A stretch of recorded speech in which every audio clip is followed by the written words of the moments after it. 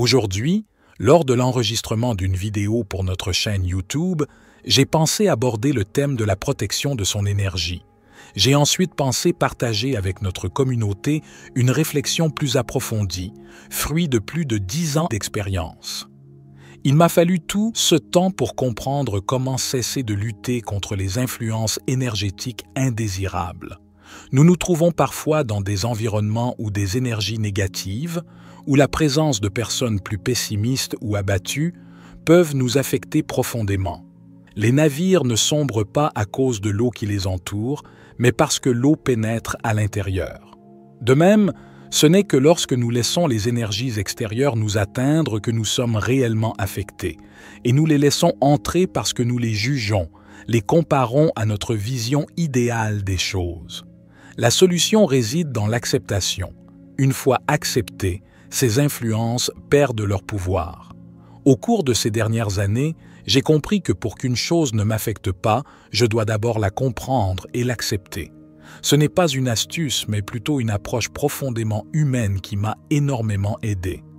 J'ai longtemps rencontré une difficulté. Chaque fois que je voyais mes parents, leur énergie plus lente me pesait. Leur mode de vie me semblait manquer de dynamisme, de joie, de passion, quelque chose qui élève l'esprit. J'arrivais avec l'intention de les stimuler, de leur apporter une énergie positive, mais l'inverse se produisait invariablement. Je me sentais vidé, comme une coupe vide. Ce qui a tout changé, c'est mon désir sincère de mieux les connaître. On croit souvent connaître ses parents, mais j'ai commencé à les interroger sur leur enfance. J'ai eu de nombreuses conversations avec mon père, lui demandant comment il avait grandi, comment il avait surmonté certaines difficultés. Parfois, face à mes propres défis, je lui demandais comment il avait géré des situations similaires. Le résultat ? Nos échanges sont devenus incroyablement riches et inspirants. Ce n'était plus épuisant, mais véritablement édifiant. Et qu'est-ce qui en a résulté ? Aujourd'hui, je saisis mieux leur parcours, leurs épreuves. Je comprends qu'à un certain moment de leur vie, ils se sont peut-être égarés et c'est tout à fait normal. Nous nous perdons tous parfois, n'est-ce pas? Mais cette compréhension de leur cheminement m'a libéré du jugement et du besoin de les réparer. J'éprouve désormais une profonde compassion. Quand je leur rends visite, je n'ai plus l'attente de devoir les élever ou de leur donner quelque chose.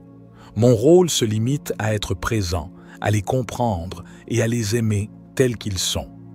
C'est cette prise de conscience qui a tout transformé en moi. J'ai réalisé que si je permets à quelqu'un de m'influencer négativement, c'est uniquement parce que je ne le comprends pas et que je projette sur lui une image idéale de ce qu'il devrait être. Quand cette personne ne correspond pas à mon idéal, je la juge. Et c'est ce jugement qui m'expose à son influence négative, qui permet à son énergie d'altérer la mienne. Mais lorsque je les comprends, leur énergie ne peut plus m'apporter que de la sagesse. Comprendre les autres, c'est acquérir de la sagesse. Les accepter, c'est renoncer à toute tentative de manipulation. Et sans manipulation, nous pouvons véritablement les soutenir, leur offrir une oreille attentive et un cœur ouvert. C'est là une force immense. Ainsi, vous ne laissez plus l'eau s'infiltrer et couler votre navire. Vous naviguez simplement sur les flots. Parfois, la mer est agitée, n'est-ce pas? Mais une mer calme n'a jamais formé un marin expérimenté. La leçon essentielle est la suivante. Il ne s'agit pas de réparer qui que ce soit, ni de vouloir changer les gens. Non, le but n'est pas de transformer autrui, ni même de lui imposer un savoir. Les arbres, par exemple, grandissent sans nous dicter ce que nous devrions apprendre d'eux. Un sage peut tirer de grandes leçons d'une forêt, mais les arbres ne crieront jamais ce qu'il faut en retenir. Ils se contentent d'être un exemple. L'objectif est d'incarner l'exemple, non d'imposer ou de se mettre en scène.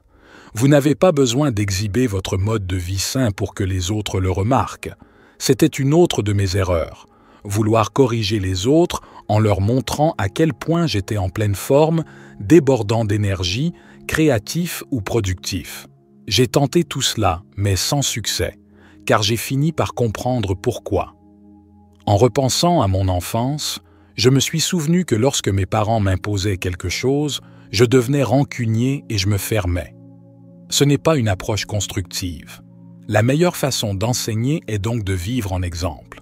Si les autres souhaitent apprendre, c'est leur libre arbitre, n'est-ce pas? S'ils ne le veulent pas, aimez-les quand même pour ce qu'ils sont. Aimez-les inconditionnellement. Cependant, si leur présence vous épuise ou vous semble toxique, il est essentiel de poser des limites. Les changer ou les réparer n'est pas votre responsabilité. Prenons l'exemple d'un jeune homme de 10 ans. Il vit encore avec ses parents et sa chambre est souvent un désordre absolu, avec des affaires partout. Si c'est votre cadet ou votre enfant, vous lui donneriez des conseils tels que « sois responsable, range tes affaires, sois discipliné ». Lui expliquer que cela peut t'aider à être plus productif et en paix avec soi-même. Mais les paroles tomberont dans l'oreille d'un sourd. Il n'est pas prêt à recevoir des conseils. Il était prêt à vous voir, mais pas à ce que vous lui fassiez la leçon. Alors de là, on peut comprendre que notre plus grand défi humain est peut-être simplement d'accepter les gens tels qu'ils sont et de les aimer inconditionnellement. Si les âmes se rencontraient, elles ne se soucieraient pas des apparences. Elles s'aimeraient simplement pour le plaisir de la rencontre avec un « Oh, c'est merveilleux de te voir ». Mais notre nature humaine est pleine de jugements, d'attentes, de comparaisons et d'idéaux que nous projetons sur autrui. Nous pensons souvent que ce qui fonctionne pour nous fonctionnera pour tout le monde. J'ai réalisé que c'est une grave erreur. Si je me contente d'être un exemple, peut-être qu'un jour mon frère le remarquera et viendra me demander conseil. Ou peut-être trouvera-t-il une voie totalement différente qui lui conviendra.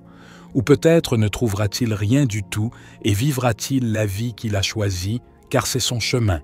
Il a ses propres leçons à apprendre et je ne peux pas manipuler cela.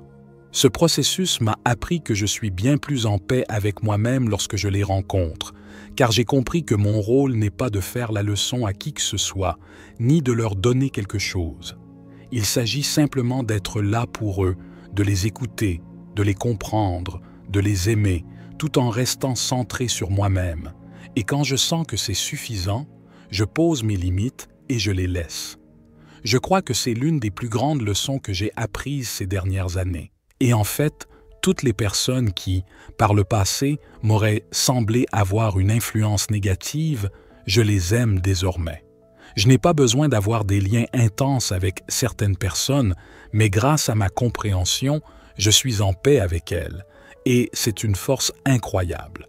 Je constate à quel point les gens jugent tant de choses sur les réseaux sociaux, culture, idées, politique, etc. Si nous atteignons un niveau de compréhension et d'amour, le besoin de conflit disparaît. Voilà ce que je voulais partager avec vous, car j'ai trouvé cette prise de conscience très puissante, et j'espère que certains d'entre vous, au sein de cette communauté, la trouveront également. Je vous souhaite le meilleur. Aimez votre famille, aimez chacun. Aimer ne signifie pas se sacrifier excessivement pour les autres.